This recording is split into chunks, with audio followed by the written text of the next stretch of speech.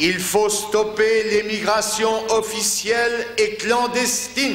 Il est inadmissible de laisser entrer de nouveaux travailleurs immigrés en France, alors que notre pays compte près de 2 millions de chômeurs français et immigrés. Il faut, dans l'intérêt de tous, une répartition équitable des travailleurs immigrés entre toutes les communes. Et c'est en conséquence le moyen de supprimer une situation qui nourrit le racisme. Monsieur Larcher, après ce qui s'est passé au foyer de Vitry, est-ce qu'il n'y a pas une mauvaise conscience au sein du Parti communiste? Mauvaise conscience? Mais il y a une bonne conscience. Il fut un temps où la CFDT elle-même condamnait la concentration des travailleurs immigrés dans les communes ouvrières. Mais il a suffi que le Parti communiste pose clairement le problème devant les travailleurs et la population pour que la CFDT et le Parti socialiste se retournent par anticommunistes et qu'ils renient les positions qui étaient les leurs hier. Les problèmes de l'immigration, ce serait pour utiliser et favoriser le racisme.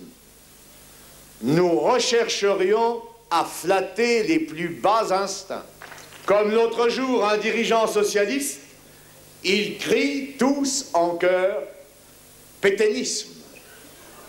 Quelle honte! Quelle honte!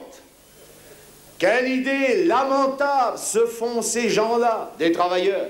Nous pensons que les immigrés qui sont en France et qui ont contribué et contribuent encore au développement de l'économie doivent rester dans notre pays, où ils doivent bénéficier des mêmes droits et avantages sociaux que les travailleurs français.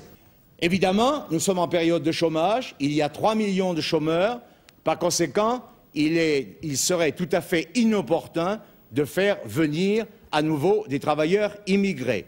Ce sont les patrons qu'il faut poursuivre parce que la loi le permet, parce que ce sont eux qui font venir clandestinement en France des travailleurs immigrés. Nous pourrions aller plus loin et accorder aux travailleurs immigrés le droit de vote pour les élections municipales. Après tout, ils vivent dans la commune et il serait bien qu'ils aient aussi leur mot à dire sur les problèmes concernant la vie communale. Depuis le début, nous n'avons jamais cessé de combattre le Front National. En 1981, moi j'étais candidat à la présidence de la République.